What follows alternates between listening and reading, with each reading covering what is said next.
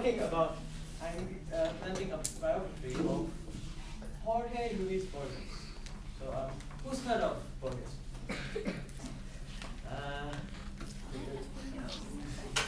Okay, none of us do that. So, these slide. So, why should you care?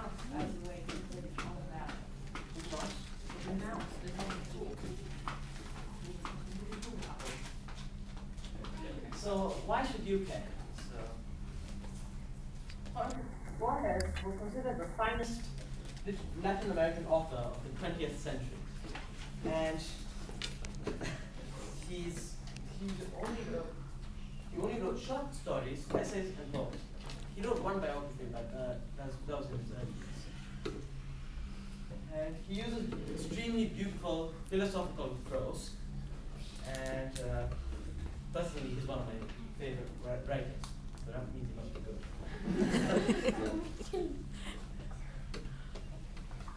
So, he was born August 24th, 1899, in Buenos Aires. He grew up in the Palermo district, and there he saw several gauchos are Argentinian cowboys, and Italian immigrant knife fighters.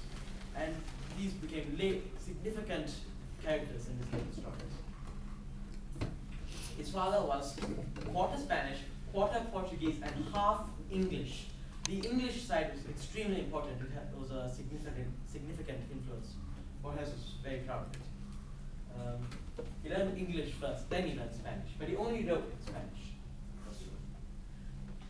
And he was significant.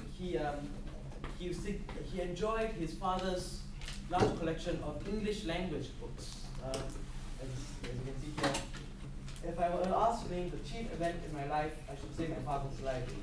He said that. And at age 11, it's interesting. At age 11, he translated Oscar Wilde's *The Happy Prince*, I believe it's a short story, into Spanish, and he submitted it to a local newspaper. They accepted it, but they thought it was his father's. So, this is a picture of Borges in Spain. Not Spain. So it's two of his friends. I'll explain about that. So, 1914, his father's eyesight began to fade. So they moved to Geneva in order to, his father could have his eye treated. After a while, they stayed in Europe because Argentina was having a significant period of unrest. So they moved to Majorca, an island in Spain, then to mainland Spain itself. There he joined the Ultras movement, which was a movement of writers opposed to the modernism movement, which is, modernism was very decadent prose. They were opposed to that.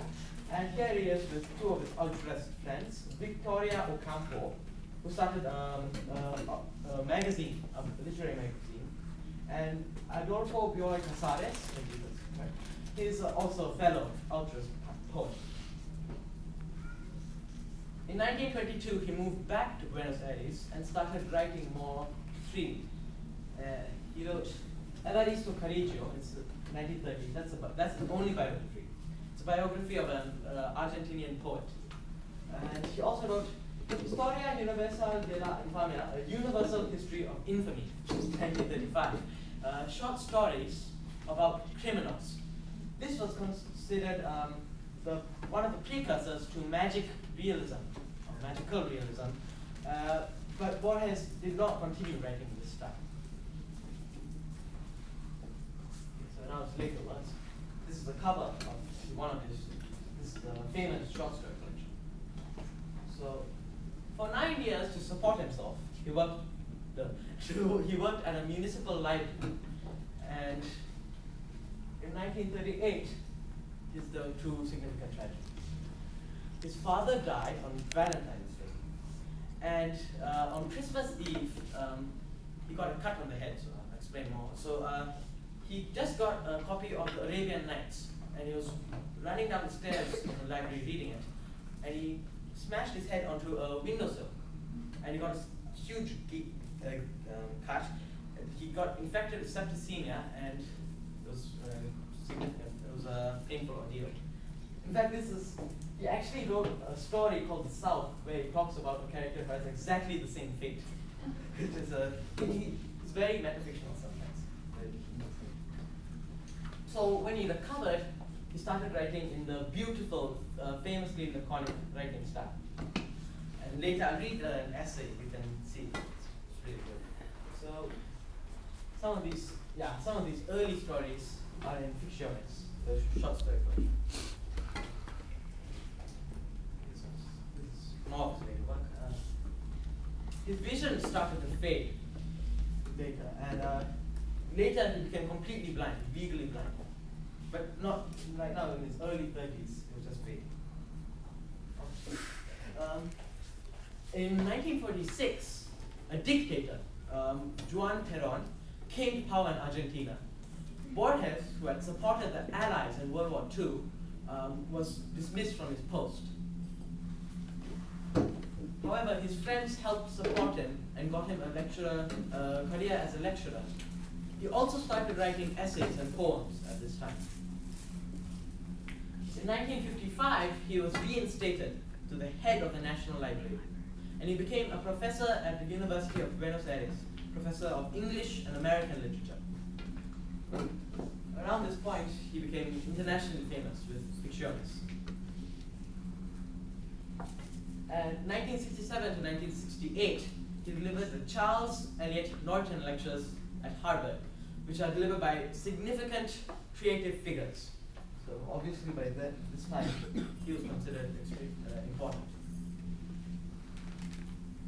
So this is a picture of his widow, Maria Kodama, recently. And he had two wives, both near the end of his life. So he married Elsa Astic Milan in 1967. But they divorced in 3 years. It was a ill-fated marriage. Years later, he was traveling around Europe again with his personal assistant, Maria Kodama, who would read aloud to him as he was legally blind. So, they married in April 1986.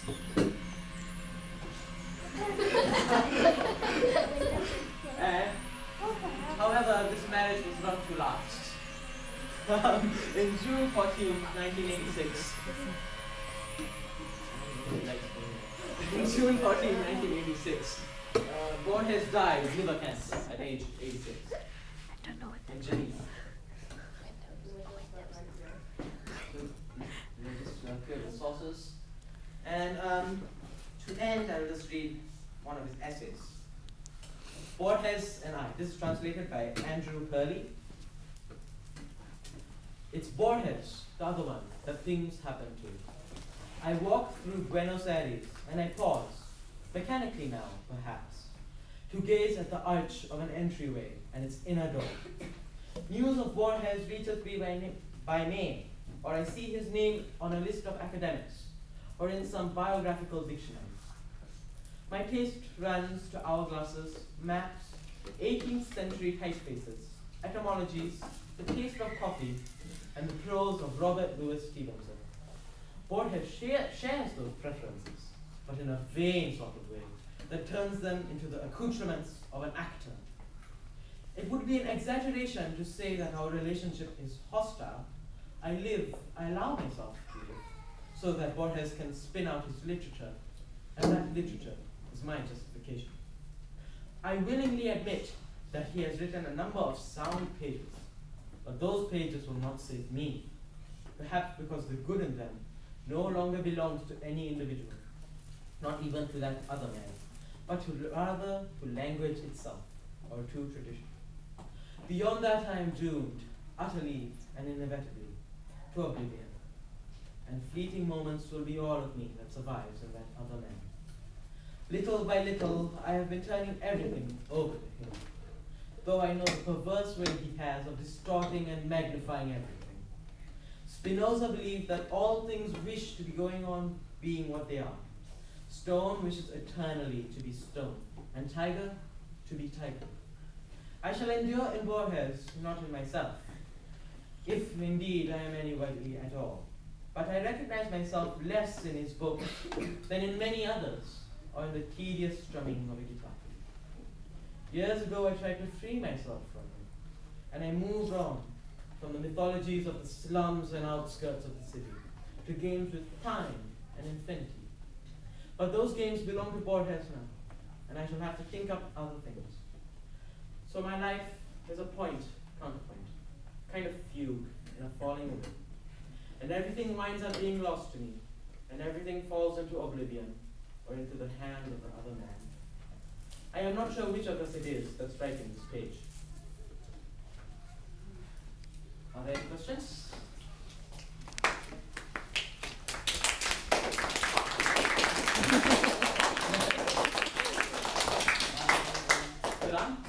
You said he hit his head and then started writing very well. Are you implying that was the reason? No. but it is true that after that accident, his writing was very beautiful. Maybe they're not. Maybe the cut is not related, but maybe the convalescence, the rest, could have been. Correlation does not necessarily imply causation. Yep, that's true. Alice? In the slide that was adolescence and childhood, which was Borges? Borges was the one on the very right. I will show that here.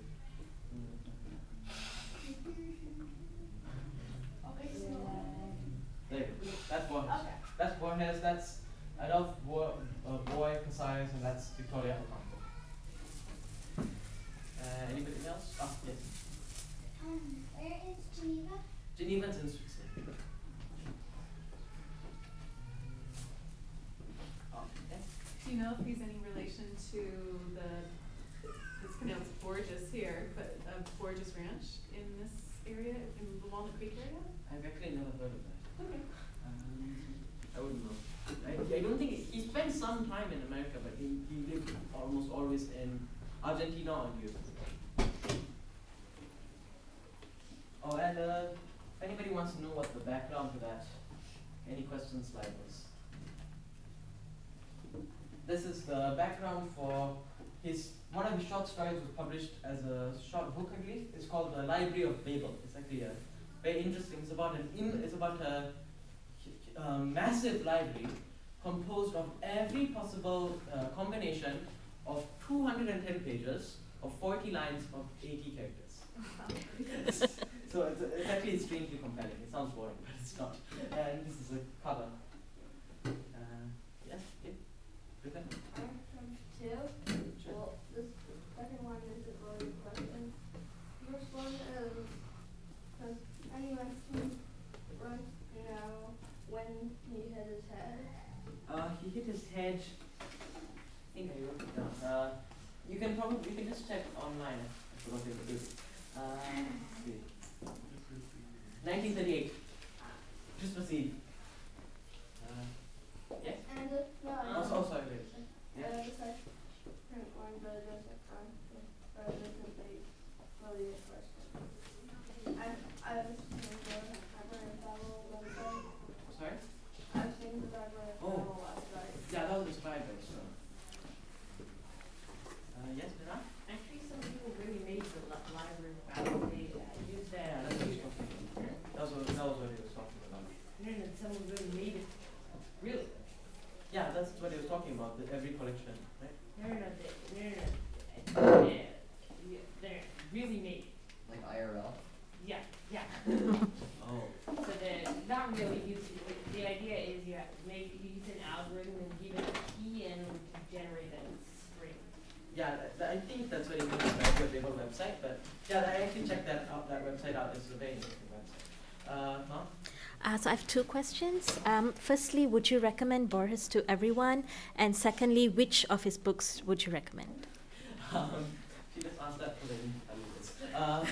Borges is not for younger children. I should definitely say this. He's never graphic, but some of his stories deal with mature and violent subjects. So I would recommend it for teens and up.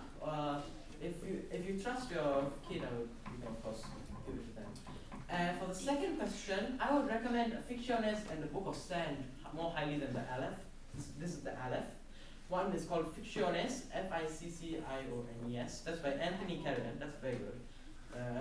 You mean translated by Anthony Carrigan? Yeah, that's translated by Anthony Carrigan. One is the Book of Sand and Shakespeare's Memory. They're combined. They're originally two separate collections, but they've been combined.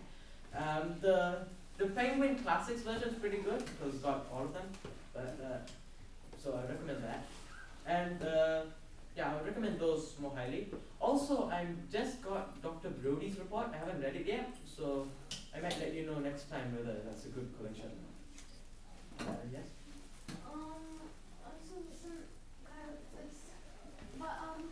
About the one, the book that's in the questions, how about like the different, the background. Yeah.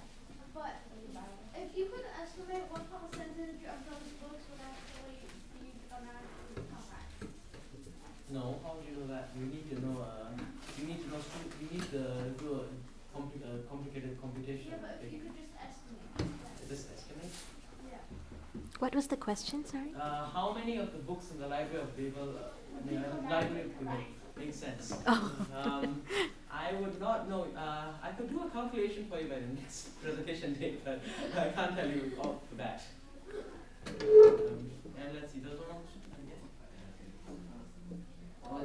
I think that I now have a memory level calculation to make the results.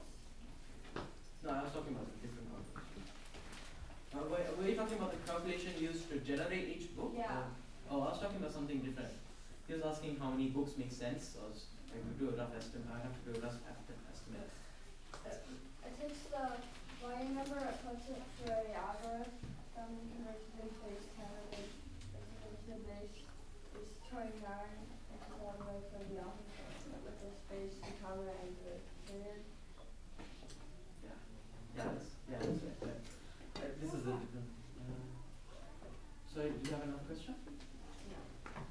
I think there was somebody else, and then is there anybody else? No? All right.